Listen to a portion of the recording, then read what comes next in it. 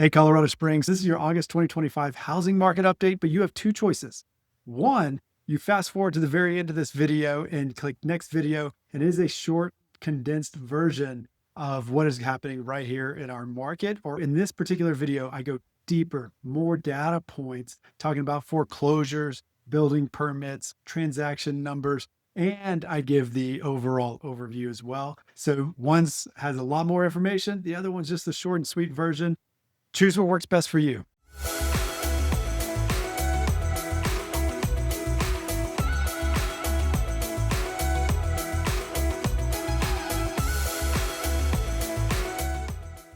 All right, friends, so we're going to go over some deeper level data points that are in our Colorado Springs market. There's a lot of talk about, are we heading towards a housing crash? And I'm going to tell you, the data as it reads today doesn't look like that, but I want you have that same information and you can make that determination. So we use the facts to help lead us down the path here. We're going to go over foreclosures, building permits, current inventory versus what it's been in the past. How many transactions are we seeing on a monthly basis? Is that any different, or are we growing?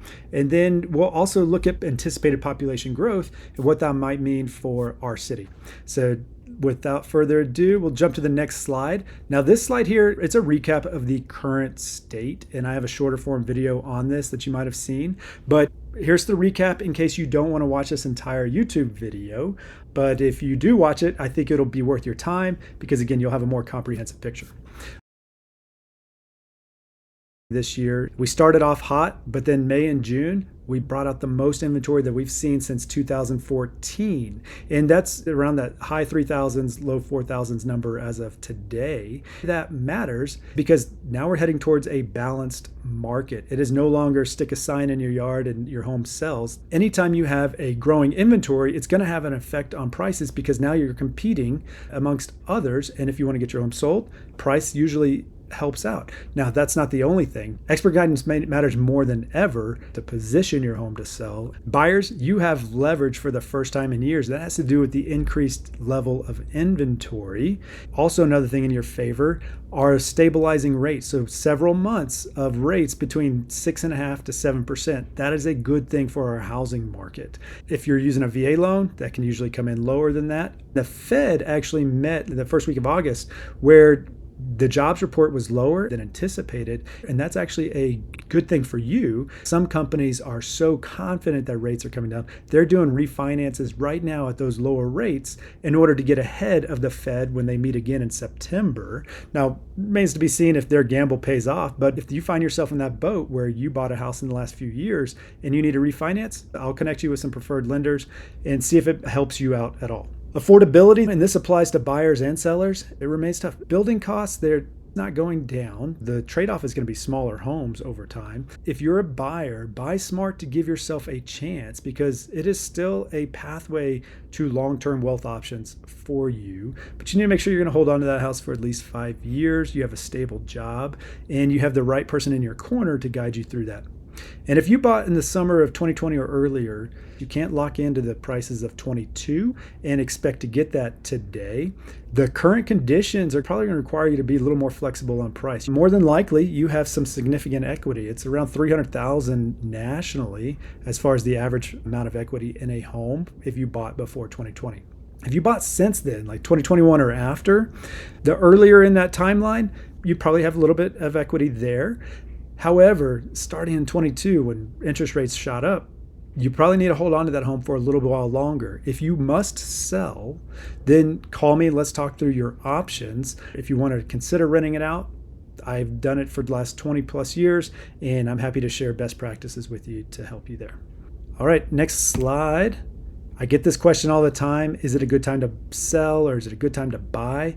Look, it's yes to both, and it happens every single day in this city. It's around 11,000 across the country every day, and then if you break it down, our Colorado Springs share, it's around 33 transactions per day on average. I recommend a conversation, getting the information you need to make the right decision that is best for your situation. So just reach out and we'll talk through it. This is a super interesting chart that I want to bring up to lay the groundwork for buying and selling a home in Colorado Springs. This is taking from the Pikes Peak Housing Network report of 2024. You can just Google that and you look through it, and this is their research. And this is why it's such a tough environment in Colorado Springs. Let's start in the top left. If you look at the green, you can see $200,000 on the far left and then 93%. What that means is that 93% of our population in Colorado Springs can afford a $200,000 home. How many $200,000 homes have you seen around our area? Not many, right? The average price is over $500,000 for a home in Colorado Springs. So if we use that as our marker, 28% of people in Colorado Springs, households, can afford a home. That's not very many. So if you have a home that's worth $500,000 or more, then that is the demographic that you are trying to sell your home to, right? Alternatively, if you look at the homes that are available and being built, additional inventory being added, let's look at the second part of that chart, and that's in the gray bars. At $500,000, you can see 19% of the homes being built meet that threshold. Again, not a whole lot. What builders are focusing on are more profitable options, right? So $600,000 or more for a home, that's 30% of what's being put on the inventory. $700,000 or more, that's 34% of the inventory. This report, it calls for building smaller homes, more affordable homes. That's a larger economic housing issue that the city is working on. But this is our reality for the foreseeable future because it doesn't change overnight. So sellers, you have to position your home to sell, and it's just not going to happen automatically. And it has to do, again, with affordability, and expert advice is more critical than ever. If we look at the bottom right, you can see that middle column, then the teal, 52% of renter households are burdened right now. So over half of the renters, right? And what that means is that they are spending at least 30% of their income on housing. And of course, if you're a renter, you're not getting any of that back. So if you can afford to buy, or you're right there on the edge, it may make sense to buy that home. Let's talk through that to see if it applies to your situation. I bring this back to, these are the different price points that we have in Colorado Springs and the amount of population that can afford them. The more expensive your home is, the fewer people that can afford it. That's an obvious statement, but now you can see it percentage-wise. And you can also see on the right-hand side that the homes are being built, they're on the more expensive side. So that's our current situation that we're working through. This is setting the foundation for the rest of the conversation. And we're going to look at national headlines and bring it down to what's going on right here in Colorado Springs. This chart here is very interesting because this is National Mortgage Applications Index. And what you're going to see is here in the maroon, this is the number of applications that are out there in 2025. And the red is what it was last year. We've had 27 straight weeks of year-over-year growth, but that doesn't necessarily translate to the number of transactions that have happened. Now, why is that? More than likely, it is because of the rising inventory that we've seen. Going back to last year, we had 3,000 or so homes on the market. This year, we have 4,000 at this time. Well, if you are a seller, you become a buyer and you end up putting in an application. So since we've had more homes sitting on the market for longer, transactions have not followed. You can see the uptick there just this last week. And the reason for that is because the Fed last week said the jobs report was adjusting down. And so people are anticipating interest rates coming down as well. Who knows what will actually happen, but there you go. It's how people are feeling. Moving to the next chart here, looking on the left, this is where you might hear, hey, we still have a housing shortage across America, which is true. This maroon line, we're not as a nation to the 2019 levels, which is the gray line. And in fact, as a nation, this red line is starting to flatten out. We're still not to pre-pandemic levels overall. But in Colorado Springs, we are, and that's going to be our focus here on the right side. So in July 2025, we had over 4,200 homes on the market compared to July 2024, where we had 3,200. That's a 22.6% increase year over year. Now, is that outrageous? I don't think so at all. Our historical average over the last 20 years is 3,800. Why a difference, if you were to ask me, between July of this year versus our average? I believe that folks are making life decisions that they put off whenever they got their 2 or 3% mortgage rate a few years ago. And now they're making those decisions and putting their homes on the market. It has been a shock to the system. It has been different than years past. And so we're going through an adjustment period, but it's likely to settle down. And I'll explain that here in just a little bit. Also, to help put this number in perspective, in July of 07, we had 7,000 homes on the market. July of 21, we had a low of 981 homes. As of Monday, August 1st, the new home inventory, it started to stall and flatten out right here in Colorado Springs. What that means is if we were to do the equivalent of this red line here, this is representing the national numbers, but our Colorado Springs numbers are starting to flatten out as well. And like we would anticipate them going down. That is nothing unusual whatsoever, and you'll see that here in a chart or two. Our sales year to date and the Pikes Peak MLS through July, we're at 7,100. Last year at the same time, we were at 6,700. So we're on a positive trajectory in terms of sales volume. The interest rates have not caused that to slow down. And if you compare year over year, in fact, July specifically, we had 1,152 homes sold this year. Last year, 1,127. So there are two differences: price, of course, and then inventory.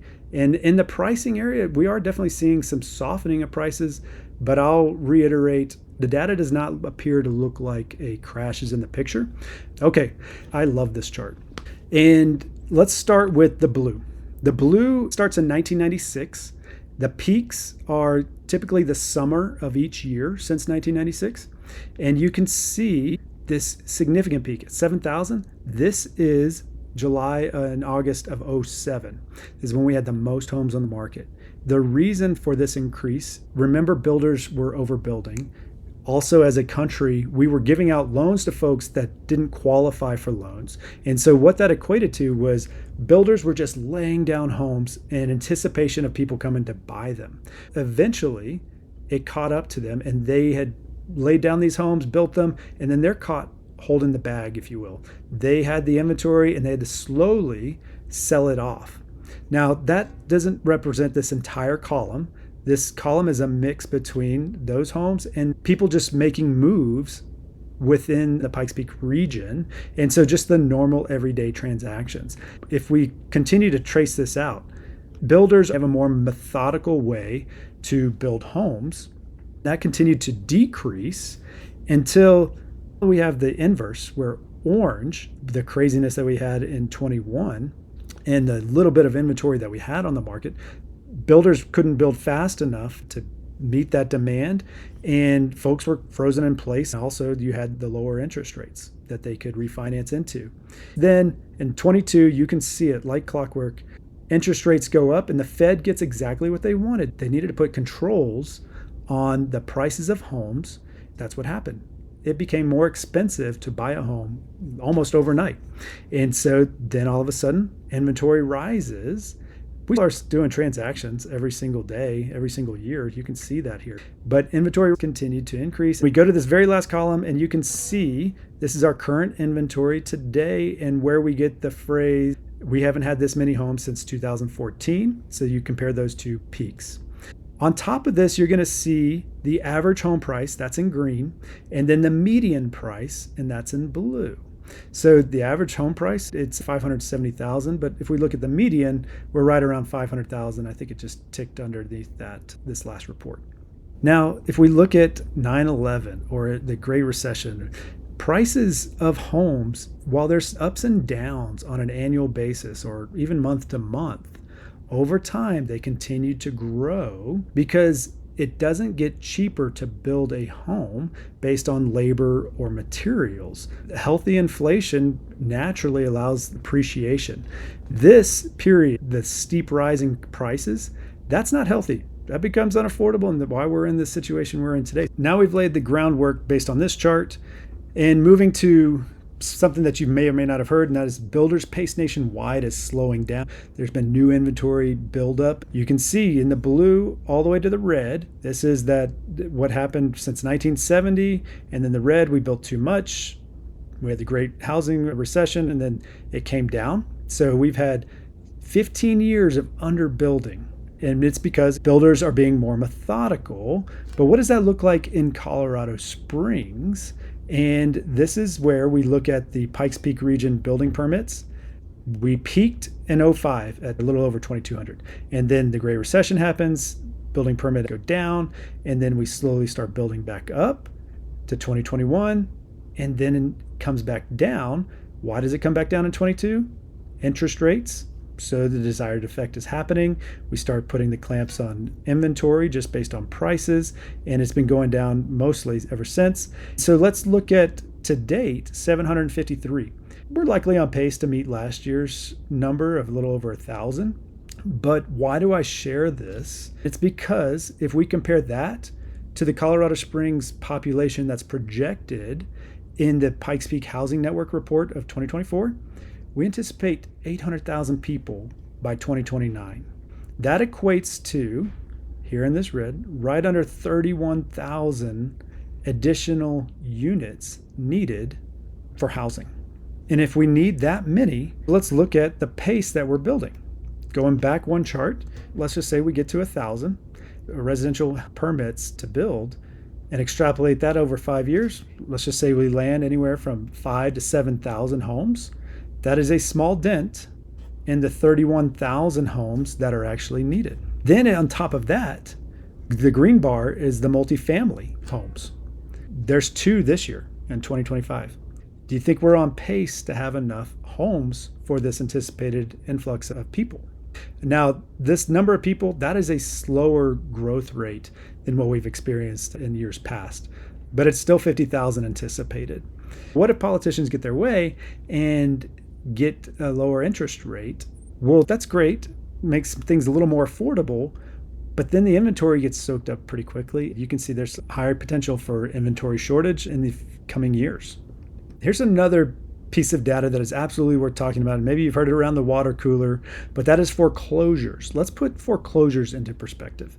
So 1 in every 758 homes had a foreclosure this year. That's 0.13%.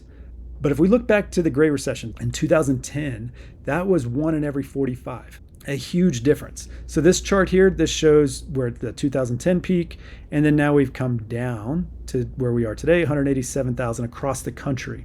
In Colorado, in this map that we have here on the right, you can see 0.1%. We're still lower than the national average. If we bring that even further down to Colorado Springs, this is coming from the El Paso County Foreclosures report.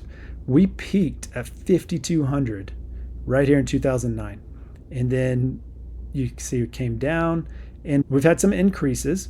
And you can see where we are in 2025 year to date, 504. This was recently in the Colorado Springs Gazette, and they're anticipated to go up to 1,000. Okay, so if we go up to 1,000, this first line, we're still a far cry away from the 5,200. The reason that's probably going to be tempered is the amount of equity that folks have gained. The question is, why is there an increase in foreclosures? There's certainly some national policies that have been canceled for foreclosures and starting that process. And then insurance and taxes, they become more expensive. That's why it's important to buy right up front, so that way you are better positioned to afford that home over time. Last week at the Fed meeting, where the job report came in less than anticipated, meaning we didn't create as many jobs as we thought. And that immediately translated to the 10-year Treasury yield and created lower mortgage rates. Keep in mind, this is not with a single Fed cut, just what they are talking about. And what I mentioned earlier, there are companies out there right now providing refinancing options for folks at these lower rates, even lower than this, because that's what they anticipate happening in September. So if you find yourself where that might be beneficial, reach out and I will connect you with a preferred lender, so that way you can see if this is right for you. We'll see what actually happens in September. Who knows what reality will be. All right, this is the recap. Affordability, it remains tough going back to the population that we have and who can actually afford to buy a home. And then sellers, again, inventory is up, homes aren't selling themselves. And so our average price point being a 500,000 plus, only 30% of the population can afford that. And buyers, you have leverage for the first time in years. The data that we went over tells me that we have been here before. The upward pressure on prices.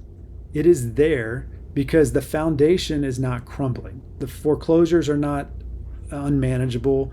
Building permits, we don't have too much inventory coming on the market. And then our transactions, they are still happening year over year as we would expect. So we are going through an adjustment on prices. It's a correction, not a crash in my opinion, short of some sort of major world event. My recommendation to you is 11,000 homes sell every day in this country. 33 per day on average here in Colorado Springs. Get the information that you need so that way you can make the decision that is best for you and your situation. If you're a buyer sitting on the fence, you can see these underlying economic factors where it's likely not going to get a whole lot cheaper to buy a home. And so if you're looking to steady those prices as much as possible, reach out and let's see if buying is right for you and how we can come up with a strategy to help you get there. I love going over this information. If you find it of value, let me know what I missed. So this is the last chart here, because I know I missed something that is of interest to you. And if I can help you give the information and make a decision, let me know. I love it. My contact information is below or in the caption, and look forward to hearing from you. Have a good one.